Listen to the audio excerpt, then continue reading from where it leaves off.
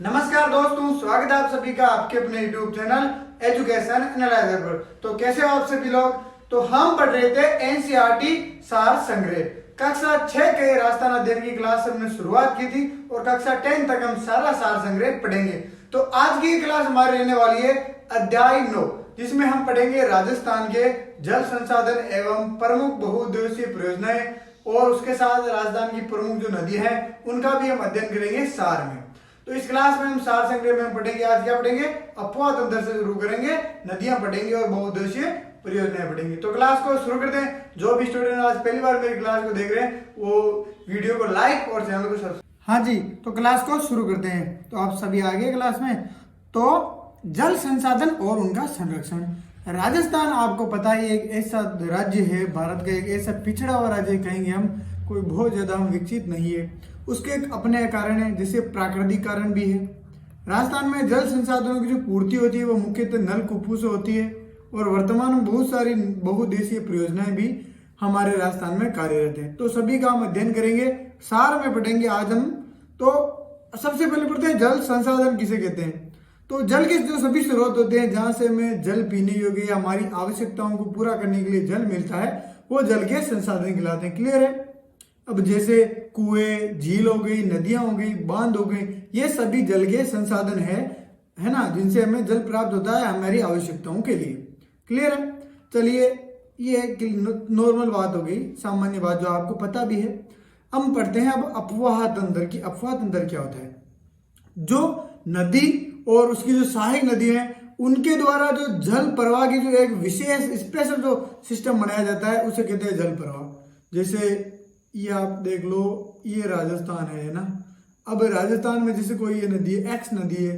अब ये एक्स नदी ऐसे अगर यहाँ जा रही है ना, इस वाई पॉइंट पर जा रही है ना, तो ये पूरा क्या है, इस नदी का अपवाह तंत्र, जल अपवाह तंत्र है। मतलब ये एक नदी होगी, हो सकता है दूसरी सहायक भी हो जाए। तो नदी तथा उसकी सहायक नदियों द्वारा निर्मित जल प्रवाह की एक विशेष व्यवस्था क्या कहलाती है? अपवाह तंत्र कहलाती है। चलो एक चीज और आ जाती है, बाकी सर जल विभाजक रेखा क्या है, ये क्या बीमारी है सर? तो इस बीमारी का भी बताते हैं भाई आपको इलाज क्या है। तो दो अपवाह तंत्रों के मध्य की जो उच्च भूमि जो वर्षा जल को विभिन्न दिशाओं में प्रवाहित करे, जल विभाजक रेखा कहलाती। कैसे? चलो इसी से वापस समझ लो आप एक बार। ये अपना राजस्थान है, ऐसा रफली बना रहा हूं। अब जैसे यहाँ की पूर्व की नदियां हो गई, सॉरी पश्चिम की नदियां हो गई और यहाँ पूर्व की नदियां हो गई। क्लियर? अब इनके बीच में जो ये अरावली पर्वतमाला है ये क्या कर रही है? ये उच्च भूमि, मतलब दो अपवाह तंत्र, यहाँ का भी पश्चिम अपवाह तंत्र और पूर्व अपवाह तंत्र, इन दोनों के बीच में जो ये उच्च भूमि आ गई है, ये पर्वत आ गए हैं, ये क्या कर रहे हैं? जल विभाजक रेखा का कार्य कर रहे हैं। तो ये क्या कहलाती है? जल विभाजक रेखा कहलाती है। यानी दो अपवाह तंत्रों की, ये एक्स और वाई, ये दोनों अपवाह तंत्र है। इन दोनों के मध्य के जो एक ये आ गया है, बीच में बी आ गया है, ए आ गया है, ये क्या है? जल विभाजक रेखा है। समझ गए? तो राजस्थान में अरावली पर्वतमाला जल विभाजक रेखा है। क्लियर है? चलो राजस्थान की नदियां हैं उनका अपवाह तंत्र एक बार आप देख लो, रफली देख लो। चलो ये देख लो, ये हो गई अपनी अरावली पर्वत श्रृंखला जो कि जल विभाजक रेखा का कार्य कर रही है।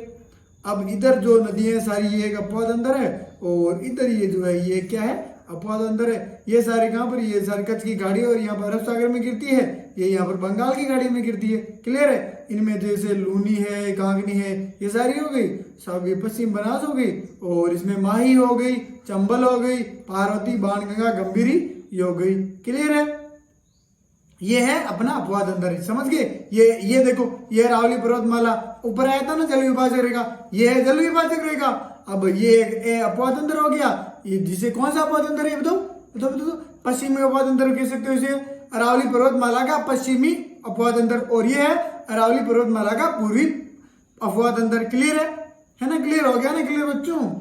कमेंट भी किया करो यार, आप कमेंट नहीं करते हो, लाइक भी नहीं करते हो, कितना डिमोटिवेट होता हूँ मैं आपके लिए। दिन मेहनत कर रहा हूँ, वीडियोस बना रहा हूँ, आप ना तो देखो सब्सक्राइब कर रहे हो। 80% लोगों ने सब्सक्राइब नहीं कर रखा है और ना आप लाइक करते हो वीडियो, ना आप कमेंट करके हो। तो मेरे को आपकी प्रतिक्रिया क्या चलेगी कि मैं क्या सुधार करूँ कंटेंट में, कैसा करूँ? आप ये तो 10,000 वाली हालत कर रहे हो भाई बच्चों। चलो कमेंट किया करो, सपोर्ट किया करो, है ना। चलो अब राजस्थान का जो अपवाह तंत्र है वो मुख्यतः 3 भागों में बांटा गया है। वो कौन सा है वो भी हम बात करेंगे। 3 प्रमुख भागों में बांटा गया, एक तो बंगाल की खाड़ी का अपवाद तंत्र, एक अरब सागर और एक आंतरिक अपवाद तंत्र। कौन सा बंगाल की खाड़ी, अरब सागर और आंतरिक अपवाद तंत्र। अब सर बंगाल की खाड़ी का अपवाद तंत्र में क्या है, कौन सी नदियां, वो भी बता दो। बताएंगे, बिल्कुल बताएंगे, बताने के लिए तो आपसे आए यहाँ पे, क्यों पढ़ा रहे हैं फिर। आपको नॉलेज हो, अच्छा नॉलेज हो, रीड में आप मार साहब बन जाओ, टीचर लग जाओ, इसलिए तो पढ़ा रहा हूं मैं, क्यों मेहनत कर रहा हूं फिर। चलो बंगाल की खाड़ी का जो अपवाद तंत्र है उसमें देखो, जो ये देखो बंगाल की खाड़ी में कौन जाएगी, जो पूर्व की अरावली पर्वतमाला के पूर्व की जो नदियां हैं बनास, पार्वती, चंबल में प्रवाहित होकर यमुना में गिर जाती है। क्लियर है, बनास, पार्वती, चंबल में प्रवाहित होकर यमुना में गिर जाती है, तथा यमुना गंगा में, यमुना किसमें गिरेगी, गंगा में, और अंततः गंगा नदी बंगाल की खाड़ी में गिर जाती है। आप ऊपर देखो एक बार, मैं फिर से आपको ऊपर ले चलता हूँ। ये देखो, ये सारी नदियां ना, ये कहाँ यमुना में गिरेगी, यहाँ पे देखो, यमुना में जा रही है, नहीं ये जा रही है कि नहीं जा रही है, कमेंट करो, जा रही है कि नहीं जा रही है। फिर यहाँ पे ये यमुना नदी जा रही है। अब यमुना नदी कहाँ पर जाएगी, लास्ट में गंगा में जाएगी, और गंगा नदी कहाँ पर जाएगी, अपनी सहायक नदियों को लेकर बंगाल की खाड़ी में। कौन सी खाड़ी में भाई, बंगाल की खाड़ी में। चलो आगे बढ़ो, नेक्स्ट आ जाता है अपना अरब सागर का अपवाद तंत्र। अब जो अरब सागर का अपवाद तंत्र है उसमें माही, लूनी, साबरमती, पश्चिमी बंगाल एवं उसकी सहायक नदियों को अरब सागर का अपवाद तंत्र कहते हैं। ये सारी नदियां है, देख लो। चलो वापस ऊपर चलो, मैप में चलो। हाँ जी, ये मैप है अपना, आ गया मैप। अब इसमें देखो लूनी, कहानी, गंभीरी सारी नदियां हैं। ये यहाँ पे अपना अरबू है, इसको क्या बोलोगे, अरबू। ये मेरा बहुत अच्छा मित्र, इसलिए मैं अरबू बोलता हूँ। अरब सागर है, यहाँ पर ये सारी नदियां आकर गिर जाती है। लूनी देखो सारी एक जगह आ जाती है, फिर यहाँ पर अपना भाई चलो यहाँ पर गिर जाते हैं, यहाँ पर अपना विसर्जन स्वाहा हो जाता है, आ जाती है। क्लियर हो गया, चलो। हाँ जी, नेक्स्ट है भाई आंतरिक अपवाद। सर ये तो समझ में आ गया, ये अरब सागर में गिर जाएगी, ये बंगाल की खाड़ी में गिर जाएगी, कुछ कच्छ की खाड़ी में गिर जाएगी, लेकिन ये सर अपवाद अंदर है। आंतरिक अपवाद ये कहाँ गिरेगी, तो बच्चों ये एक ऐसी गर्लफ्रेंड है जो कभी नहीं आती है घर से बाहर। आप कितना भी प्रयास कर लो कि तो आ रही है कि नहीं आ रही है, तो आ रही है कि नहीं आ रही है, लेकिन ये कभी नहीं आती, ये घर में रहती है। समझाने के लिए बता रहा हूँ भाई, कोई इसको ऐसे उल्टा मत ले लेना। क्लियर है, तो ये कैसी गर्लफ्रेंड है, ये सारी नदियां आंतरिक अपवाद तंत्र की जो नदियां हैं ये सारी ऐसी गर्लफ्रेंड्स है आपकी जो आपसे कभी भी मिलने नहीं आती है, घर में ही रहती है। अब क्यों रहती है, इसका कारण आप मैसेज करके व्हाट्सएप करके पूछ सकते हो, है ना। चलो भाई, मैं तो अपना आंतरिक अपवाद तंत्र पढ़ा लेता हूँ। तो ऐसी नदी जो समुद्र तक न पहुंचे, बीच में ही विलुप्त हो जाए, वो कहलाती है आंतरिक अपवाद तंत्र की नदियां। इसमें कौन सी है, घग्गर हो गई, साती हो गई, बाणगंगा हो गई और कांतली हो गई। कौन सी हो गई, कांतली। ये सारी घग्गर, साती, बाणगंगा, कांतली ऐसी गर्लफ्रेंड है जो कभी घर से बाहर ही नहीं निकलती है। तो ऐसी गर्लफ्रेंड्स का बॉयफ्रेंड मत ही बनना। हाँ जी, चलो राजस्थान की प्रमुख नदियां। राजस्थान की प्रमुख नदियों में हम सबसे पहले पढ़ते हैं चंबल। मैं वीडियो शॉर्ट नहीं हो इसलिए संक्षिप्त में भी है ये, तो जल्दी जल्दी कर रहा हूं ताकि आपका टाइम वेस्ट ना हो। वीडियो पूरा देखा करो यार, वीडियो पूरा देखोगे तभी तो पता चलेगा आपको आप कहाँ गलतियां कर रहे हो, है ना। बाकी कंटेंट बहुत अच्छा पढ़ाऊंगा, मेरा वादा है एंड तक पढ़ाऊंगा। चाहे आप 10 देखो, चाहे 100 देखो, चाहे 200 देखो, 2000 देखो, 2 लाख देखो, कुछ भी देखो, कितने भी देखो, कंटेंट मैं आपको 1 नंबर ही दूंगा। क्लियर है। चंबल नदी की हम बात करते हैं। इसका उद्गम स्थल है मध्य प्रदेश के विंध्याचल पर्वत से। कहां से, मध्य प्रदेश का जो विंध्याचल पर्वत है वहां से इसका उद्गम स्थल है। राजस्थान की सबसे लंबी व एकमात्र वर्ष भर बहने वाली नदी है ये। कौन, क्या है, राजस्थान की सबसे लंबी और एकमात्र वर्ष भर बहने वाली नदी है। इसकी प्रमुख सहायक नदी है बनास, पार्वती, काली सिंध। कौन सी है चंबल की, बनास, पार्वती और काली सिंध। औद्योगिक नगर कोटा चंबल नदी के किनारे। कोटा भाई, कोटा फैक्ट्री, कोटा कहां पर है, कोटा चंबल नदी के किनारे पर है। क्लियर है। चलो नेक्स्ट नदी है वो अपनी है बनास नदी की बात करते हैं। इसका जो उद्गम स्थल है राजसमंद जिले की खमनोर की पहाड़ियों से ये नदी निकलती है और ये मौसमी नदी है। ये कब निकलती है भाई, ये जब मौसम बनता है, जब हल्की सी बारिश नहीं बहुत ज्यादा बारिश आती है तब ये अपने घर से बाहर निकलती है। राजसमंद जिले की खमनोर पहाड़ियों से ये नदी निकलती है, ये बनास नदी जो कि मौसमी नदी है। 480 किलोमीटर लंबी, राजस्थान में पूर्णतः राजस्थान में बहने वाली सबसे लंबी है। बहुत अच्छा क्वेश्चन आ रहा है, इंपॉर्टेंट, टिक कर लो। 480 किलोमीटर लंबी पूर्णतः राजस्थान में बहने वाली नदी है। और राजस्थान की सबसे लंबी नदी है। तो नेक्स्ट पढ़ते हैं माही। उद्गम स्थल एमपी के विंध्याचल पर्वत से। कहां से? एमपी के विंध्याचल पर्वत से। राजस्थान में बहती हुई खंभात की खाड़ी में गिर जाती है। इतना ही, इसमें ज्यादा नहीं है। नेक्स्ट है बाणगंगा, अर्जुन की गंगा। ऐसा माना जाता है कि अर्जुन ने अपनी जो धनुष से इस नदी का निर्माण किया था। तो जयपुर की बेरहाट पहाड़ियों से नदी निकलती है और भरतपुर के जो अपना घना पक्षी विहार है उद्यान में ये नम भूमि का निर्माण करती हुई विलुप्त हो जाती है। क्लियर है? घग्गर नदी हिमाचल प्रदेश की शिवालिक श्रेणी से निकलती है। राजस्थान में हनुमानगढ़ में ये प्रवेश करती है और गंगानगर में ये विलुप्त हो जाती है। इसे प्राचीन सरस्वती नदी का अवशेष माना जाता है और इस पर एक सभ्यता भी है। बताओ कौन सी? कमेंट करके। राजस्थान की इंपोर्टेंट है वो। नेक्स्ट हम पढ़ते हैं राजस्थान की प्रमुख नदी घाटी परियोजनाएं। नदियों पर बांध बनाने से जल विद्युत उत्पादन, सिंचाई, पेयजल आदि उद्देश्य की पूर्ण होते हैं। जैसे नदियों पर आप बांध बनाओगे तो वहां जल विद्युत का उत्पादन होगा और सिंचाई में भी वो काम आएगा, पेयजल के लिए भी काम आएगी। आज आ भी रही है, आपको पता है जल जीवन मिशन अभी चल रहा है मोदी जी का, जिसमें घर घर कनेक्शन दिए जा रहे हैं। वो कहाँ से होंगे? बहुउद्देशीय नदी घाटी परियोजनाओं से ही तो उनका पेयजल के लिए में मिलेंगे वो। अब जैसलमेर, पंजाब, हरियाणा यहाँ पर जो बहुउद्देशीय परियोजनाएं उनसे सिंचाई हो रही है और जो प्रमुख राजधानी भरतपुर यहाँ पर है, जो संयंत्र लगे हुए हैं वहां से जल विद्युत उत्पादन हो रहा है। इन्हें बहुउद्देशीय परियोजनाएं भी कहा जाता है क्योंकि बहुउद्देशीय पूर्ण करती है ना। सिंचाई भी हो गया, पेयजल भी हो गया, जल विद्युत भी हो गया। पंडित जवाहरलाल नेहरू ने आधुनिक भारत के मंदिर कहा है। क्या कहा है इन्हें? आधुनिक भारत के मंदिर कहा है। नेक्स्ट है चंबल परियोजना। राजस्थान में एमपी की संयुक्त परियोजना है चंबल परियोजना और इसके अंतर्गत 4 बांध आते हैं। कौन से? कितने बांध आते हैं? 4।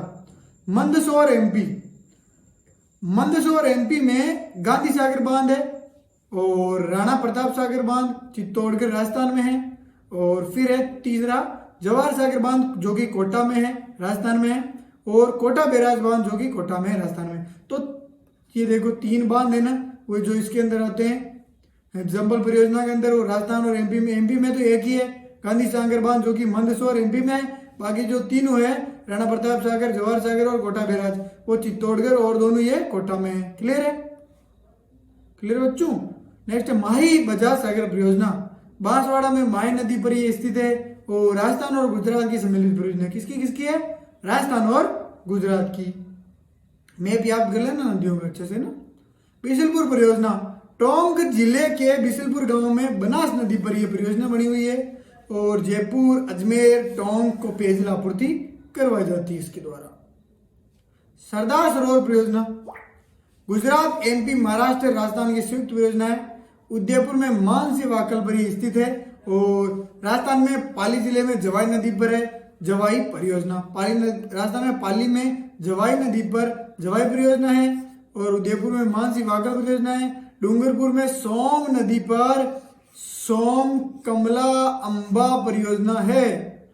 प्रतापगढ़ में जाखम नदी पर जाखम परियोजना है। नदी और उनकी परियोजनाएं देख लेना और याद भी कर लेना।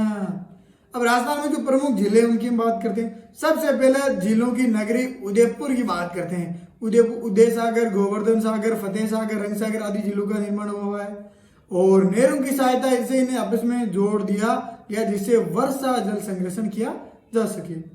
जयपुर में बात करते हैं। जयपुर में राजसमंद झील का निर्माण मेवाड़ के महाराणा जयसिंह ने करवाया। यह विश्व की मीठे पानी की सबसे बड़ी मानव निर्मित झील है। कौन सी है? महाराणा जयसिंह की राजसमंद झील। क्लियर? नेक्स्ट अजमेर में अन्ना सागर झील है। अन्ना जी ने इसका निर्माण करवाया था। कोई ज्यादा बड़ा उद्देश्य नहीं है। अजमेर का कचरा गदा इसमें पड़ा रहता है। राजसमंद झील उत्तरी भाग को नोकी भी कहा जाता है। राजसमंद झील का जो उत्तरी भाग है उसको नौचौकी भी कहा जाता है। सिरोही के माउंट आबू में राज्य की सबसे ऊंची प्राकृतिक झील है नक्की झील। कौन सी है? नक्की झील है। नेक्स्ट है अन्य झील बाल संबंध कायलाना, जैसलमेर में गढ़ीसर, डूंगरपुर में घेप सागर, बीकानेर में कोलायत झील आदि जल संसाधन है। वर्तमान में रूप टॉप जल संचयन तथा वाटर हार्वेस्टिंग तकनीकों से वर्षा जल को भूमिगत किया जाता है। रूप टॉप यानी रूप से छत से जो जल संचयन होता है छत से ओदू में, और वाटर हार्वेस्टिंग जो आपको पता है बूंद बूंद वाला हो जाता है। अच्छा, प्राचीन समय में वर्षा जल संग्रह टांका, खड़ीन, टांका, जोड़, ये पश्चिमी जो राजस्थान है वहां पर आज भी इनका प्रयोग किया जाता है। जैसलमेर, बाड़मेर, बीकानेर में, पश्चिमी राजस्थान में आज भी टांका, खड़ीन और जोड़ का उपयोग किया जाता है। तो दोस्तों कैसी लगी आपको हमारी क्लास, कमेंट करके, वीडियो को लाइक करके और चैनल को सब्सक्राइब करके जरूर बताएं। जय हिंद। मिलते हैं कल एक और नई क्लास।